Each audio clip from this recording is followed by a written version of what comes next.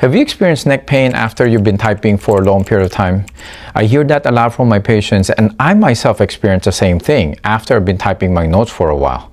If this is you, I want you to watch this video because I'm going to give you my top tips on how you can avoid neck pain when you're working on your computer. Make sure you watch to the end so you'll be able to apply these easy tips on how you can position yourself better when you're working on your computer. Hi, this is Reggie from Restore Plus Physical Therapy, and let's get right into it. The first thing that people talk about when it comes to ergonomics in the workplace or your workstation is the height of your screen.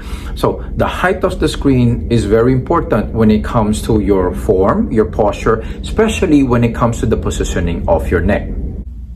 The ideal height of your monitor should be a little lower than your eye level. So if I'm side looking at my monitor like this, so this is my eye level. So the top of my screen should be a little lower. So that way my head is a little tilted down.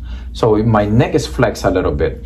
Now, why is it the top of the monitor is the one that we're concerned about? Is because when we're reading, we usually read the top part of our monitor, maybe going towards the middle.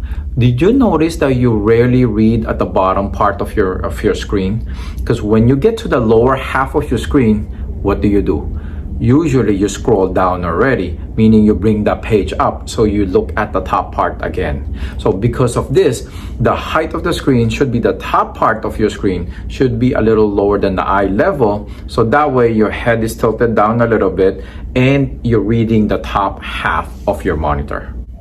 My second tip is you have to have proper form or proper posture. The proper posture is you want to have an erect posture. You don't want to be slouching.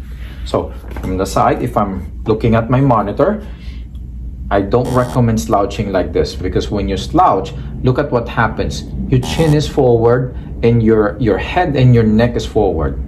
And then your slouch, your back is rounded.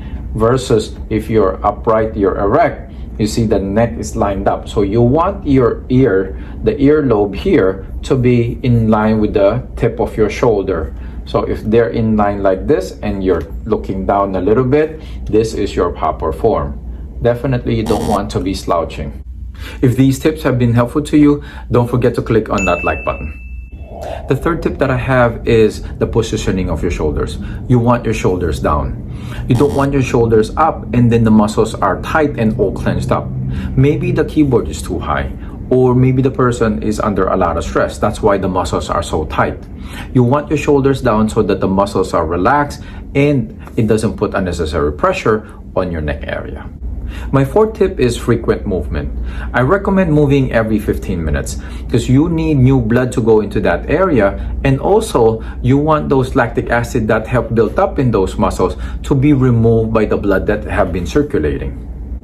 The movements doesn't have to be anything crazy. It can be as simple as doing shoulder rolls. I love doing shoulder rolls. One is because people barely notice it and you can do it anywhere. But when I do shoulder rolls, I like going backwards. I don't like going forwards because when you go backwards, you're promoting a more erect posture. When you go forward, you're promoting slouching, which we don't want. So shoulder rolls going backwards, 10, 15, 20 repetitions, that is good.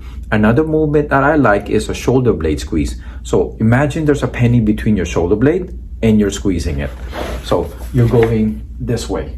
Hold it for 5 seconds and you can repeat that 10 repetitions. And aside from promoting blood circulation, it also does one thing. It promotes a more erect posture. So it corrects your posture as well. And I love these movements because they don't interfere with your work and they don't even interrupt your concentration. There are a lot more things that you can do to prevent neck pain when you're working on your computer. But I love these because they're so easy to do, they're applicable almost anywhere, and they will barely interrupt your workflow. If you find this video helpful, subscribe to our channel so you can get more tips on how to be healthy and pain-free. Thank you very much for your time. I'll see you in the next video.